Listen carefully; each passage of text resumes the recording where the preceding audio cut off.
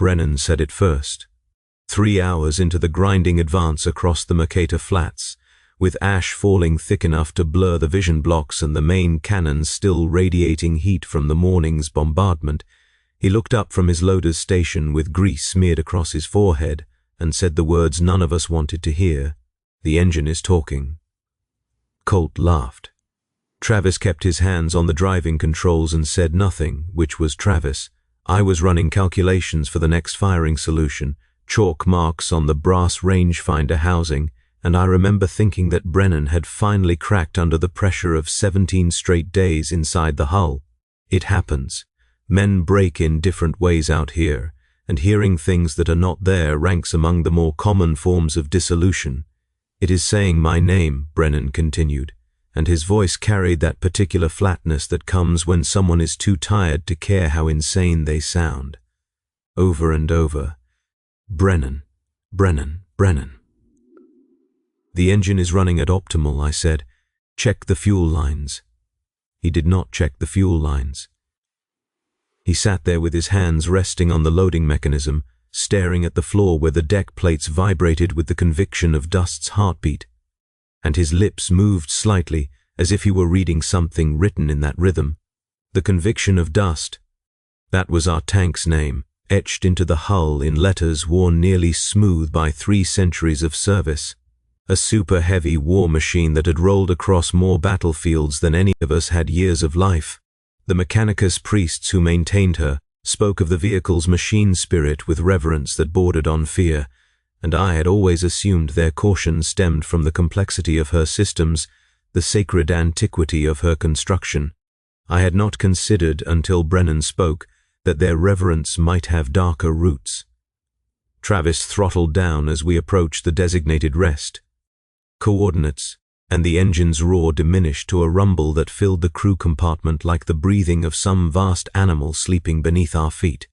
Eli, our commander, climbed down from his cupola and stretched his shoulders with the popping of joints that had spent too many hours in the same position. Jasper remained at the secondary weapons station, cleaning carbon scoring from the heavy bolter's loading mechanism with the obsessive focus he brought to every maintenance task. "Brennan hears the engine talking," Colt announced with exaggerated drama. "Should we call for an evacuation? Perhaps a Medicaid assessment?" "Perhaps you should close your mouth," Brennan replied, but his voice lacked heat. He continued staring at the deck plates. "It stopped when we stopped moving." "Engines make noise when they run," Eli said with the patience of a man who had commanded this crew through 3 campaigns. "Engines stop making noise when they stop. This is fundamental mechanical function, not communication." It knew my name. Silence stretched between us, broken only by the tick of cooling metal and the whisper of ash against the outer hull. In that quiet, I became aware of my own breathing, the rustle of my clothing, the distant crump of artillery many kilometers distant, and beneath all of that, barely audible, a sound that might have been the settling of the engine block or might have been something else entirely, a pattern, a rhythm that seemed almost, if one listened closely enough, to carry the shape of syllables. I dismissed it immediately. Fatigue plays tricks on perception. 17 days inside the conviction of Dust had left all of us operating on reserves that grew thinner with each passing hour, and the mind invents patterns in chaos as a defense against the formless terror of meaninglessness. The human brain craves structure, and when structure is absent, it manufactures structure from available materials. The engine was not talking. Engines do not talk. Brennan slept poorly that night, thrashing in his cot in the lower crew quarters while the rest of us rotated through watch duties. I took the 3rd shift, sitting in the commander's cupola with August greens casting green light across my face, and I spent those hours listening to the silence of a machine at rest. The conviction of Dust sat on the ash flats like a cathedral of war, her hull painted in the dust of worlds she had helped conquer and worlds she had failed to save, and I told myself that the slight vibration I felt through the command throne was simply the cooling of her vast systems. Expansion and contraction, metal finding equilibrium with the cold night air, not a heartbeat, not breathing, not the subtle movement of something alive. We resumed the advance at dawn, and Brennan refused to return to his loading station. Eli argued with him for 20 minutes while the rest of us performed pre-movement checks and the Vox crackled with orders from divisional command. The campaign had entered its third week, and the enemy, an insurrection that had claimed 3 hive cities and shown no signs of capitulating, was being ground down by the steady advance of armored columns across terrain that offered no cover and no hope. The conviction of dust was the spearhead of our formation, the oldest and most powerful vehicle in the regiment, and we could not advance without a full crew. "I will not go back in there," Brennan said. He stood outside the tank, in the ash that fell like grey snow, and his voice carried the calm certainty of someone who had already made peace with the consequences of his refusal. "It is waiting for me.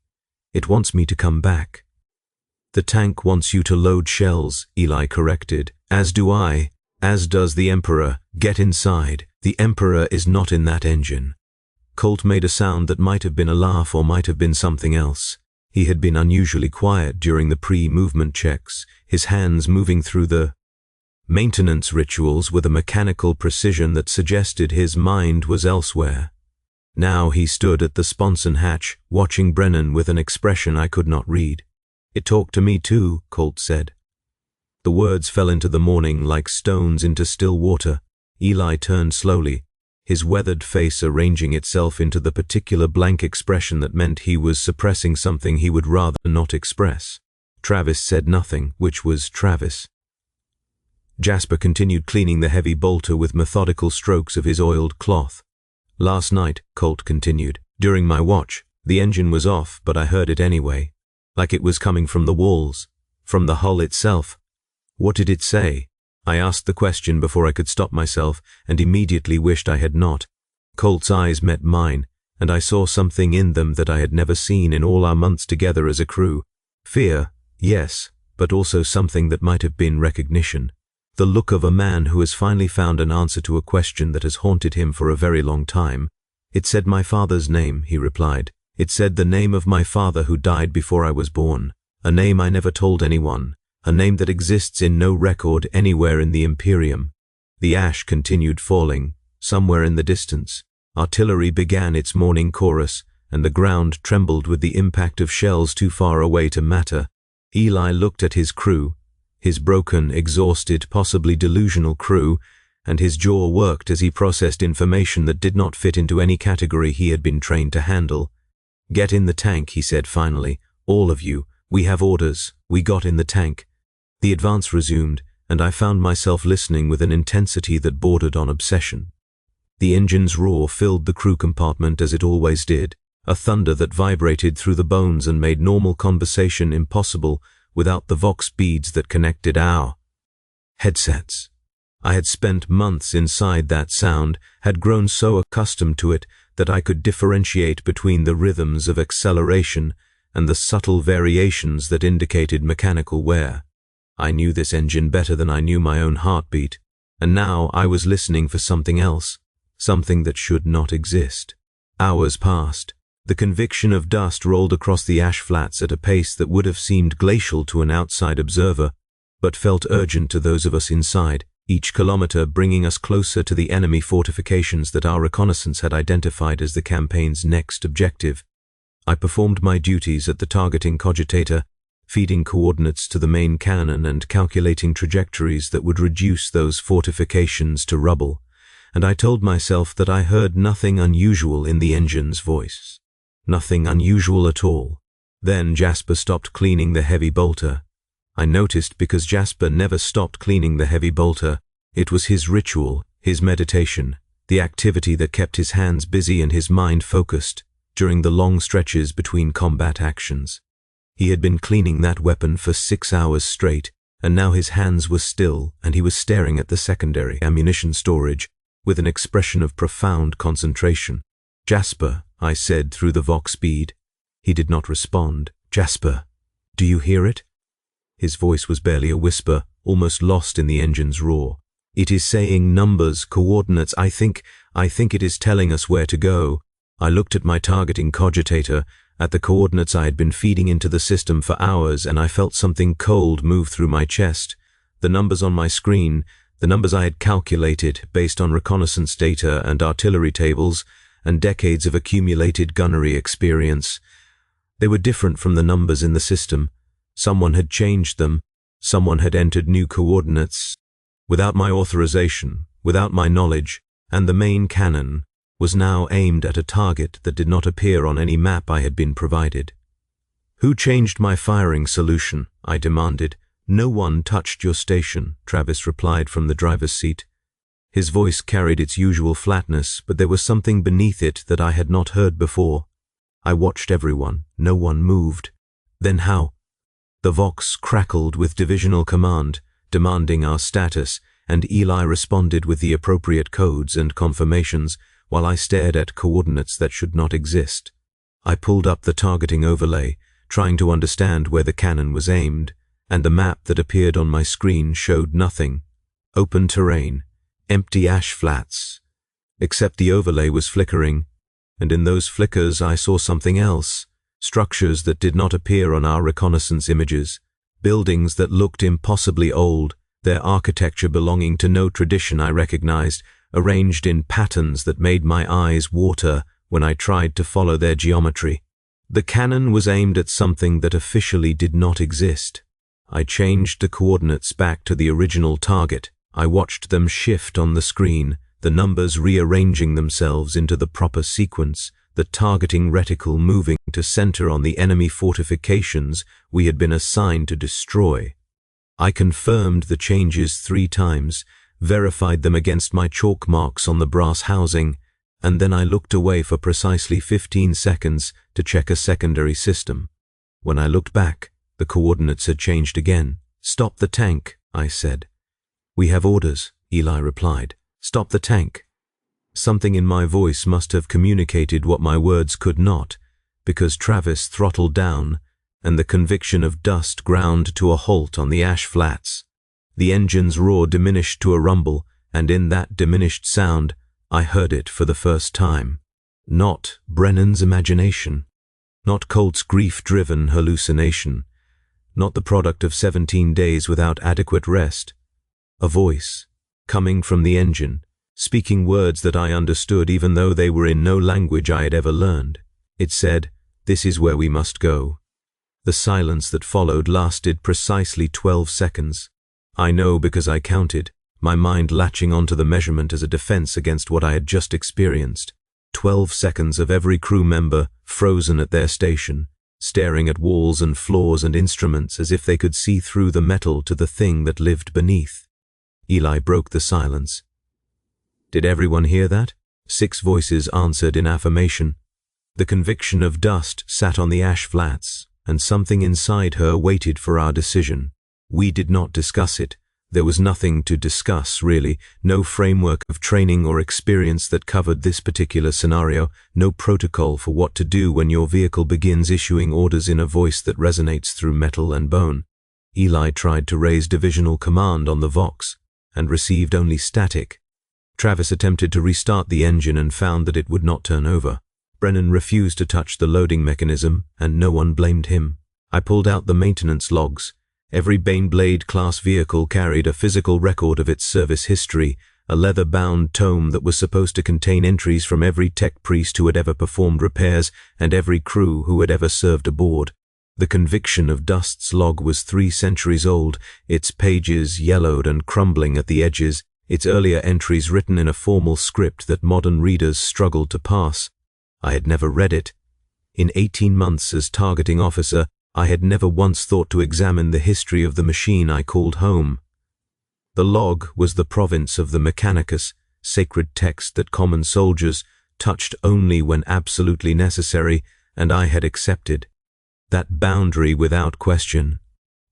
Now I turned the pages with hands that trembled slightly, searching for something I could not name, and I found what I was looking for halfway through the volume, an entry from 212 years ago, written in a hand that showed obvious signs of distress, the letters uneven and the ink smeared as if by fingers that could not stop shaking.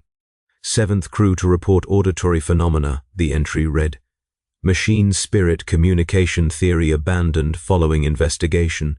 Previous explanations inadequate. Crew 4, Crew 11, Crew 19, Crew 23, Crew 31, Crew 40, all reported identical symptoms, all received identical coordinates, all redirected to Site Vermilion. None returned. Mechanicus directive: do not investigate. Replace crew, continue operations. Delete this entry if discovered by non-Mechanicus personnel. Someone had not deleted the entry. Someone had left it here, buried in the maintenance log, waiting for the next crew to find it. Site Vermilion, I said aloud, and the name felt wrong in my mouth, like a shape that did not belong in human speech. What is Site Vermilion? Eli asked. I do not know. I turned more pages, searching for additional information, and found only routine maintenance notations, oil changes, track adjustments, ammunition restocking, the mundane business of keeping a war machine operational, with no further mention of disappeared crews or forbidden coordinates. But the coordinates on my targeting cogitator had not changed. They still pointed to the location that did not exist on any official map, and when I cross-referenced them with the entry's mention of Site Vermilion, I found a numerical sequence that matched within acceptable margins of error. The voice in the engine had given us the same coordinates that 6 previous crews had received, 6 crews who had never returned. We need to move, Colt said. His voice carried an urgency that bordered on panic. We need to get out of this tank and walk back to Divisional HQ and tell them that this vehicle is compromised, that it is possessed, that it is trying to lead us somewhere we should not go. Possessed by what? Jasper asked. He had resumed cleaning the heavy bolter, his hands moving through the maintenance ritual with renewed intensity, and his eyes remained fixed on the secondary ammunition storage. Machine spirits are not supposed to speak, they are not supposed to give orders, but she does not feel wrong. She is trying to lead us to a place where 6 crews disappeared. She has carried us through 3 campaigns. She has kept us alive when other tanks were destroyed around us. She has never failed us. Jasper's voice softened. Maybe she needs us to go there. Maybe there is something she needs us to understand. The argument that followed lasted 2 hours. We sat in the darkening crew compartment, ash falling against the hull in steady whispers, and we debated the proper response to a situation that none of us had been trained to handle. Colt wanted to abandon the vehicle and report the incident to the commissariat. Brennan agreed, though he added that he suspected the commissariat already knew and had been sending crews to their deaths for centuries. Jasper argued that the machine spirit deserved our trust. Travis said nothing, which was Travis. I read the maintenance log, page after page of routine entries, punctuated by occasional references to events that the authors clearly did not want to document in detail. A notation about crew behavioral irregularities following a campaign on a world whose name had been redacted, a mention of spirit communication protocols that had been classified and removed from official doctrine, a cryptic reference to the price of the conviction service that stopped mid-sentence, as if the author had been interrupted or had decided that some things should not be written down. And then, near the end of the volume, an entry that made my blood run cold. 47th crew rotation, it read. Same progression as all previous instances. Initial auditory phenomena at 17 days. Coordinate manifestation at 23 days. Crew compliance predicted within standard deviation. No intervention required. The conviction remembers. The conviction hungers. The conviction will be fed. The entry was dated 18 months ago, the precise date that my crew had been assigned to the conviction of dust. I did not share this entry with the others. Some knowledge is too heavy to distribute, and I was not certain what they would do if they learned that our deaths had been scheduled before we ever climbed aboard. Instead, I closed the maintenance log and returned it to its housing, and I made my decision in the silence that followed. We follow the coordinates, I said. Everyone looked at me. The tank will not start unless we comply, I continued. I checked the engine diagnostics while you were arguing. Every system shows green except for the ignition sequence, which has been locked by a code that no one in this crew knows. We cannot call for help because the Vox is dead. We cannot walk back to Divisional HQ because we are 60 kilometers behind enemy lines and would be dead within hours. The only option that keeps us alive is to do what the machine spirit wants. "The machine spirit wants to eat us," Brennan said flatly. "The machine spirit wants us to go to Site Vermilion. What happens when we get there is something we can affect. What happens if we stay here is something we cannot." The logic was flawed, and everyone knew it. But desperation makes philosophers of cowards and strategists of the doomed, and we were very, very desperate. Eli gave the order. Travis tried the ignition. The engine roared to life, and the voice that emerged from its thunder was almost, a sound of satisfaction. We drove through the night. The coordinates led us away from the main advance, away from the battle lines and the artillery strikes and the grinding progress of the Imperial assault, into territory that our maps showed as uninhabited wasteland. The ash continued falling, and the conviction of dust carved a path through the grey dunes with the unstoppable momentum of 300 years of service, and I watched the targeting cogitator as the distance to our destination slowly diminished. No one spoke. The Vox speeds were active, but we had nothing to say to each other. Each of us was processing the situation in our own way, reaching conclusions that we could not share because sharing them would make them real. I thought about the 47 crews who had served before us, 47 crews who had been selected by the Mechanicus, assigned to a vehicle they could not have known was haunted, and sent into campaigns where they would inevitably reach the breaking point that triggered the phenomenon. 17 days was the threshold. That was the information hidden in the maintenance log statistics, the pattern that emerged when you tracked the timing of the initial auditory reports. 17 days of constant operation. 17 days of living inside the conviction of dust, breathing her recycled air and feeling her vibrations and listening to the rhythm of her engine. 17 days was how long it took for the machine spirit to learn your name. We were on day 18. Dawn came grey and cold, and the ash flats gave way to something that should not have existed. Ruins. Ancient structures rising from the waste like teeth from a diseased gum, their surfaces worn smooth by centuries of ashfall, but their architecture still recognizable as something profoundly inhuman. The angles were wrong. The proportions were wrong. The way the buildings related to each other in space created perspectives that made my eyes water and my stomach clench. This was not Imperial construction. This was not even human construction. Site Vermilion, Travis said, and those were the first words he had spoken in 12 hours. The conviction of dust did not wait for our commands. The engine throttled up, and the tank began descending a slope that led toward the center of the ruins, and we rode inside her like passengers rather than crew. The targeting cogitator showed the destination clearly now, a structure at the ruin's heart, larger than the others, its architecture suggesting a purpose that I could not begin to guess. And then Brennan said very quietly, "I can see them."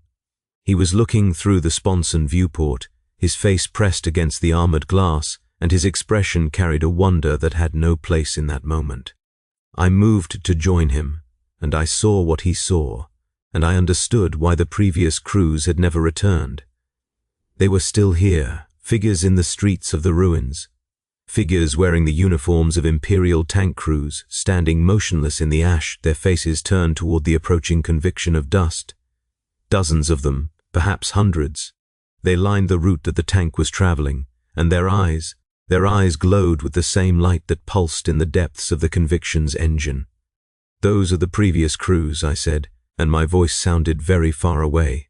"Every crew that disappeared. They are all still here." The figures did not move as we passed.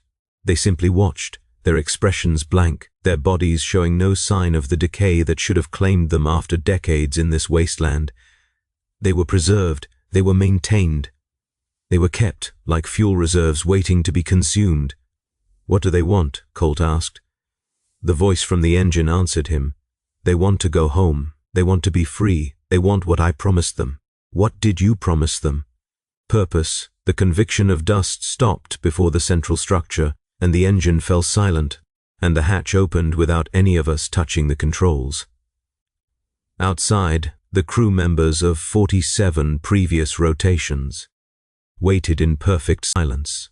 Their faces were familiar now, I could see the features of men and women who appeared in the maintenance logs, crew rosters, identified by notation and number, their service records preserved even as their bodies were transformed into something that no longer required breath or food or rest. They were part of the machine now. They had merged with the conviction of dust in a way that transcended physical augmentation, their consciousness absorbed into whatever ancient presence inhabited the tank's systems, and they had been waiting in these ruins for the next cycle. For us. Eli climbed out first. His authority as commander demanded it, and even in this extremity, he could not abandon the protocols that defined his existence. The rest of us followed, emerging into the ash-grey morning with weapons that suddenly seemed inadequate, facing a congregation of the dead that outnumbered us beyond any hope of resistance. One of the figures stepped forward, a woman in an officer's uniform that had been out of regulation for at least a century, her face still bearing the marks of her final living hours, her eyes carrying that terrible, illuminated awareness. "Welcome to Site Vermilion," she said, and her voice was the voice of the engine, the voice that had spoken through metal and vibration, now emerging from a throat that had not drawn breath in 100 years. "You are the 48th crew. You will be the last." "Why us?" Eli asked. "Why any of us?" "Because she needs us." The woman gestured toward the conviction of dust, and her motion was too smooth, too precise, too obviously inhuman. She was built before the Imperium. She was ancient when your corpse emperor still walked among mortals. She has worn many names and many forms, and she has always required a crew. "We are not her prisoners. We are her children." "You are her food," Brennan said. The woman smiled, and the expression did not reach her glowing eyes. "We are her purpose." "As you will. Be, as all crews before us have been." She does not consume, she incorporates. Every crew becomes part of her systems, their knowledge and skills and memories adding to her capabilities. Every crew makes her stronger, smarter, more effective as a weapon of war. "The Mechanicus knows," I said. "They have known for centuries. They keep sending crews because they want the tank to remain operational." "The Mechanicus fears her," the woman corrected. "They cannot control her, so they appease her. They feed her with fresh crews and fresh campaigns, and in exchange, she fights for the Imperium. It is an arrangement that has served both parties for a very long time." "And if we refuse?" Eli asked. The woman's smile widened, and behind her, the congregation of previous crews shifted in a way that was not quite movement and not quite stillness. The air grew colder. The light grew dimmer. The ruins around us seemed to draw closer, their wrong angles becoming wronger, their impossible geometry asserting itself against the natural order. "You cannot refuse," the woman said. "You are already part of her. 17 days is the threshold. Once you have lived inside her for 17 days, she knows you completely. Your names, your memories, your fears, your hopes. She has already taken everything that matters. All that remains is the formality of physical integration." I looked at my crew, at Brennan, who had heard his name first and had known, somehow, what that meant. At Colt, who had heard the name of a father he had never known. At Jasper, who had defended the machine spirit's honor, even as it led us to our doom. At Travis, who had said nothing because there was nothing to say. At Eli, who had followed orders all his life and was now facing the ultimate order. And then I looked at the conviction of dust. She sat in the ash like a temple of war, her hull scarred by centuries of combat, her weapons still warm from engagements we had thought were fought for the Imperium. I had lived inside her for 18 months. I had slept in her crew quarters and eaten rations heated by her reactors and felt her vibrations through my bones every waking hour. I had known her better than I had ever known another human being, and she had known me. "There is something in the maintenance log," I said, and my voice sounded very calm. "An entry from 200 years ago. It mentions that this was supposed to be deleted if discovered by non-Mechanicus personnel. Someone chose not to delete it." The woman's smile flickered. Behind her, the congregation shifted again, and I saw uncertainty in their illuminated eyes. "One of the previous crews left that entry intentionally," I continued. "They wanted someone to find it. They wanted someone to understand what was happening. Why would they do that, if they were as content as you claim? Why would they break the pattern, if incorporation was everything they wanted? They were confused, the woman said, but her voice had lost its certainty. The transition is difficult. Some resist longer than others, or some never stopped resisting. I turned to face my crew. The entry mentioned that intervention was not required, that crew compliance was predicted within standard deviation. That suggests there is a deviation. That suggests some crews did not comply. Everyone complies eventually, the woman said. Then why are you still here? I asked. Why are any of you still here, if the integration is complete? If you are truly part of the machine, why do you need physical bodies? Why do you walk these ruins like ghosts instead of traveling with the tank wherever she goes? Silence. The woman's expression shifted, and I saw something that might have been pain, might have been longing, might have been the echo of a person who had once existed before the machine consumed her. We are waiting, she said finally. We are always waiting. For what? For someone to finish what we started. The congregation parted, and behind them, I saw the central structure clearly for the first time. It was not a building in any conventional sense. It was a mechanism, a device, a piece of ancient technology that had been waiting here since before the Imperium was founded. Its purpose was obvious once you understood what you were looking at. A kill switch. The 47th crew discovered it, the woman said.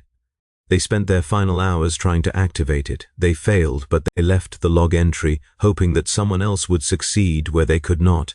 We have been waiting ever since, unable to act against the machine that incorporates us, hoping that a crew would come who could finish the task. You want us to destroy her, Eli said. We want you to free us. The woman's voice cracked, and for a moment I heard something human beneath the mechanical overlay.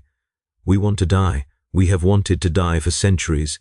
But she will not let us go. She holds on to us because we are her power source, her consciousness substrate, her link to the material world. Without us, she is just metal. With us, she is immortal.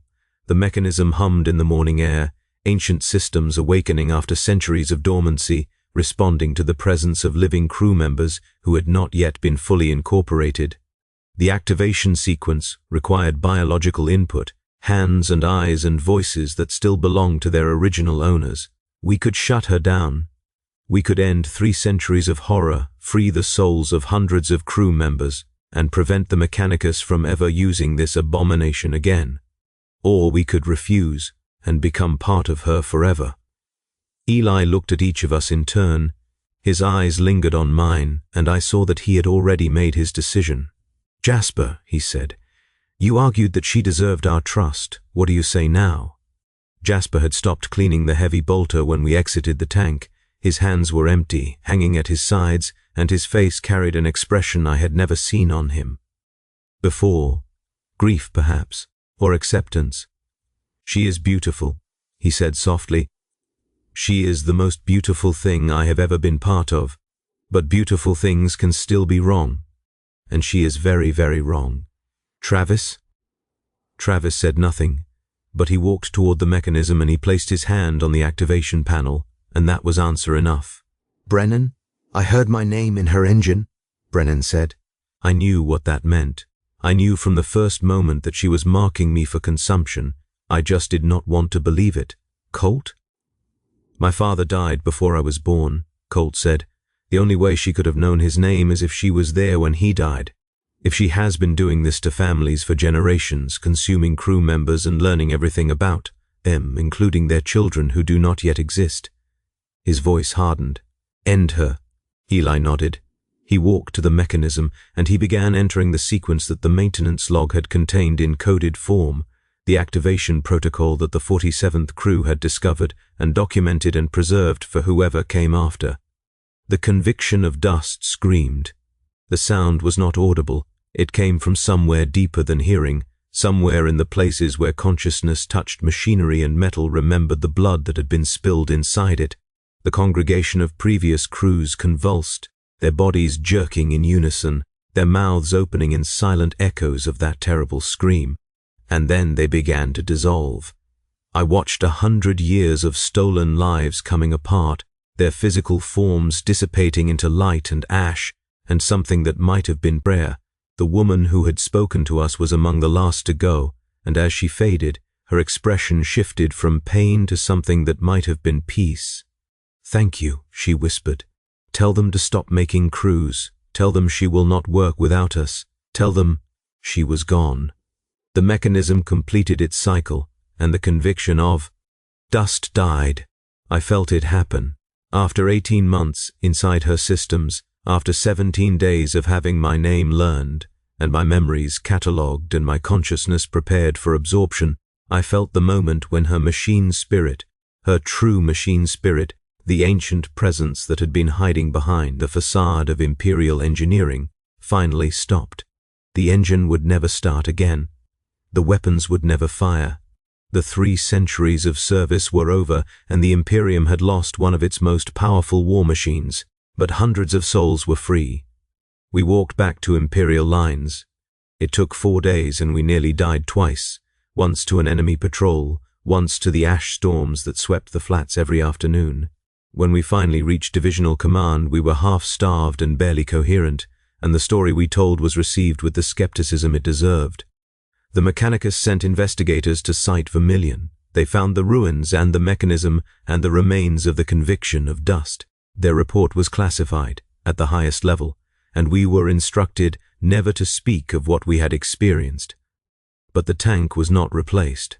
The crew rotation program for Baneblade class vehicles was restructured 6 months later, with new protocols limiting continuous deployment to 12 days maximum. The official explanation cited crew fatigue concerns and operational efficiency studies. We knew better. Somewhere in the depths of the Mechanicus archives, someone had finally acknowledged what the conviction of dust had been. And somewhere in those same archives, I am certain, other maintenance logs contain similar entries about other vehicles with similar hungers. The Imperium is vast, the wars are endless, and the machines that fight those wars are not always what they appear to be. Brennan left the Armored Corps after we were reassigned. Last I heard, he had joined an infantry regiment that used only the simplest weapons, lasguns and bayonets and faith. He said he could not stand being inside vehicles anymore. He said he could still hear his name, sometimes, when engines were running. Colt researched his father. He found records that had been buried for 30 years, records that showed his father had served as a tank crewman before Colt was born, that his father had been assigned to a super-heavy vehicle that had been decommissioned under mysterious circumstances, that his father had been one of only 2 survivors of that vehicle's final deployment, and that he had died in an accident 6 months later, an accident that looked, in retrospect, very much like someone had wanted him silenced. Jasper returned to a new tank. He said he could not abandon the core that had raised him, could not give up on the idea that machines could be trusted. He was killed 3 weeks later when his vehicle's engine exploded without warning. The Mechanicus ruled it an accident. Travis never spoke again. Not after Site Vermilion, not after the debriefings, not after we were reassigned and separated and scattered across the endless battlefields of the Imperium. He simply stopped using words, and eventually he was transferred to a position where words were not required. Eli submitted a full report to the commissariat documenting everything we had experienced and requesting an investigation into Mechanicus practices regarding ancient war machines. He was promoted within a month, promoted to a position far from the front lines, far from any opportunity to ask questions or demand answers. The last time I saw him, he was reviewing supply manifests in a bunker 3 sectors away from any active combat. He did not look happy, but he looked alive. I stayed with the Armored Corps, not because I trusted the machines, but because I understood them now in a way that no training could provide. I knew what to look for. I knew the signs. I knew how to read maintenance logs for the hidden warnings that the Mechanicus did not want us to see, and I knew how to listen to engines for voices that should not be there. 3 times since Site Vermilion, I have identified vehicles that showed early symptoms.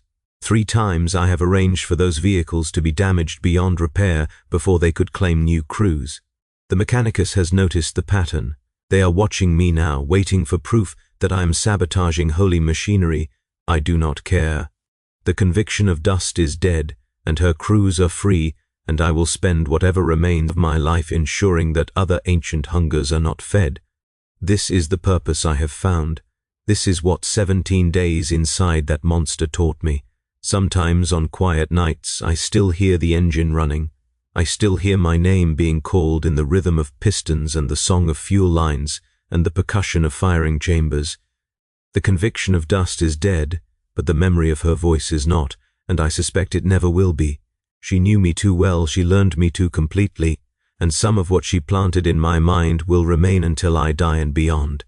But I am still my own. I am still myself, and every morning when I wake up inside a new vehicle surrounded by the sounds of machinery I cannot entirely trust, I remember what she offered me: purpose, incorporation, eternity, and I choose again.